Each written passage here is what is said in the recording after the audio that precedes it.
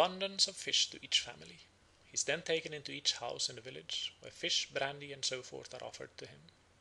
Some people prostrate themselves before the beast.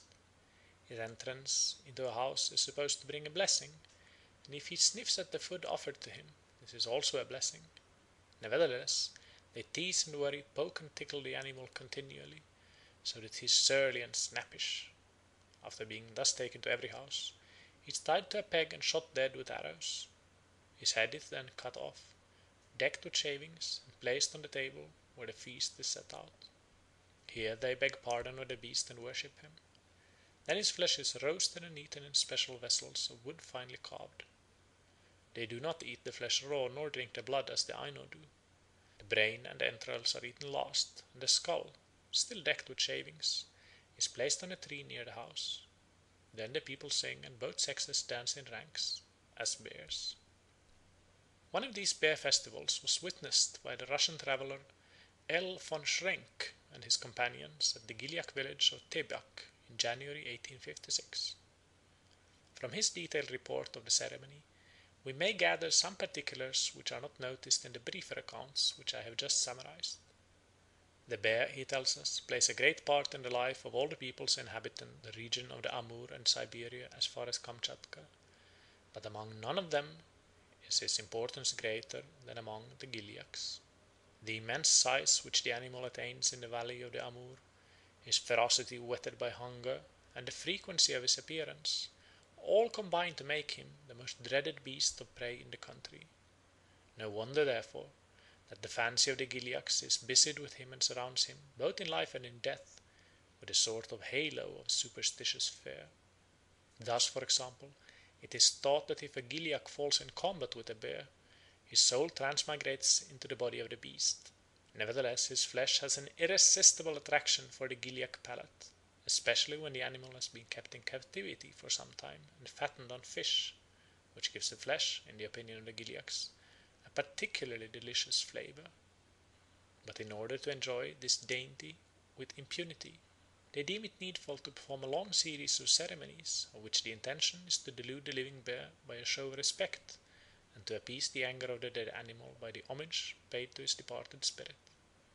The marks of respect begin as soon as the beast is captured. He is brought home in triumph and kept in a cage, where all the villagers take it in turns to feed him. For although he may have been captured or purchased by one man, he belongs in a manner to the whole village. His flesh will furnish a common feast, and hence all must contribute to support him in his life. The length of time he is kept in captivity depends on his age. Old bears are kept only a few months, cubs are kept till they are full grown. A thick layer of fat on the captive bear gives the signal of the festival, which is always held in winter, generally in December but sometimes in January or February. At the festival witnessed by the Russian travellers, which lasted a good many days, 3 bears were killed and eaten. More than once the animals were led about in procession and compelled to enter every house in the village, where they were fed as a mark of honour and to show that they were welcome guests. But before the beasts set out on this round of visits, the Gilyaks played at skipping rope in presence, and perhaps, as L. von Schrenck inclined to believe, in honour of the animals. The night before they were killed, the 3 bears were led by moonlight a long way on the ice of the frozen river. That night no one in the village might sleep. Next day, after the animals had again been led down the steep bank to the river, and conducted thrice around the hole in the ice from which the women of the village drew their water, they were taken to an appointed place not far from the village, and shot to death with arrows. The place of sacrifice or execution was marked as holy by being surrounded with whittled sticks, from the tops of which shavings hung in curls. Such sticks are with the Gilyaks, as with the Aino, the regular symbols that accompany all religious ceremonies. When the house has been arranged and decorated for the reception, the skins of the bears, with their heads attached to them, are brought into it, not however by the door, but through a window, and then hung on a sort of scaffold opposite the hearth on which the flesh is to be cooked. The boiling of the bear's flesh among the Gilyaks is done only by the eldest men, whose high privilege it is. Women and children, young men and boys have no part in it. The task is performed slowly and deliberately, with a certain solemnity. On the occasion described by the Russian travellers, the kettle was first of all surrounded by a thick wreath of shavings, and then filled with snow, for the use of water to cook bear's flesh is forbidden. Meanwhile a large wooden trough, richly adorned with arabesques and carvings of all sorts, was hung immediately under the snouts of the bears. On one side of the trough was carved in relief a bear, on the other side a toad. When the carcasses were being cut up, each leg was laid on the ground in front of the bears, as if to ask their leave, before being placed in the kettle.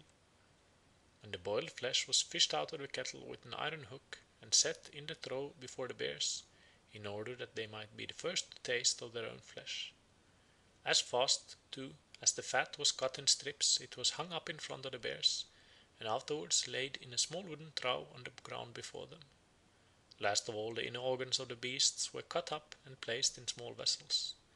At the same time the women made bandages out of parti-coloured rags, and after sunset these bandages were tied round the bears' snouts just below the eyes, in order to dry the tears that flowed from them. As soon as the ceremony of wiping away poor Bruin's tears had been performed, the assembled Gilyaks set to work in earnest to devour his flesh. The broth obtained by boiling the meat had already been partaken of. The wooden bowls, platters, and spoons of which the Gilyaks eat the broth and flesh of the bears on these occasions are always made specially for the purpose at the festival, and only then. They are elaborately ornamented with carved figures of bears and other devices that refer to the animal of the festival, and the people have a strong superstitious scruple against parting with them. After the bones had been picked clear, they were put back in the kettle in which the flesh had been boiled, and when the festal meal was over, an old man took his stand at the door of the house with a branch of fir in his hand, with which, as the people passed out, he gave a light blow to every one who had eaten of the bear's flesh or fat, perhaps as a punishment for their treatment of the worshipful animal. In the afternoon the women performed a strange dance. Only one woman danced at a time, throwing the upper part of her body in the oddest postures, while she held in her hands a branch of fir or a kind of wooden castanets. The other women meanwhile played an accompaniment by drumming on the beams of the house with clubs. Von Schrenk believed that after the feast of the bear had been eaten, the bones and the skull are solemnly carried out by the eldest people to a place in the forest not far from the village. There all the bones except the skull are buried. After that the young tree is felled a few inches above the ground, its stump cleft, and the skull wedged into the cleft. When the grass grows over the spot, the skull disappears from view, and that is the end of the bear. Another description of the bear festivals of the Gilyaks has been given to us by Mr. Leo Sternberg. It agrees substantially with the foregoing accounts, but a few particulars of it may be noted. According to Mr. Sternberg, the festival is usually held in honor of a deceased relation. The next of kin either buys or catches a bear cub and nurtures it for 2 or 3 years till it is ready for the sacrifice. Only certain distinguished guests, Narchen, are privileged to partake of the bear's flesh, but the host and members of his clan eat the broth made from the flesh. Great quantities of this broth are prepared and consumed on the occasion. The guests of honor, Narchen, must belong to the clan into which the host's daughters and the other women of his clan are married. One of these guests, usually the host's son-in-law, is entrusted with the duty of shooting the bear dead with an arrow. The skin, head, and flesh of the slain bear are brought into the house not through the door, but through the smoke hole. A quiver full of arrows is laid under the head, and beside it are deposited tobacco, sugar, and other food. The soul of the bear is supposed to carry off the souls of these things with it on the far journey. A special vessel is used for cooking the bear's flesh, and the fire must be kindled by a sacred apparatus of flint and steel, which belongs to the clan and is handed down from generation to generation, but which is never used to light fires except on these solemn occasions. Of all the many viands cooked for the consumption of the assembled people, a portion is placed in a special vessel and set before the bear's head. This is called feeding the head. After the bear has been killed, dogs are sacrificed in couples of male and female.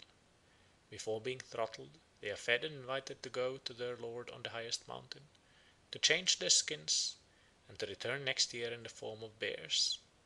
The soul of the dead bear departs to the same lord, who is also lord of the primeval forest. It goes away laden with the offerings that have been made to it,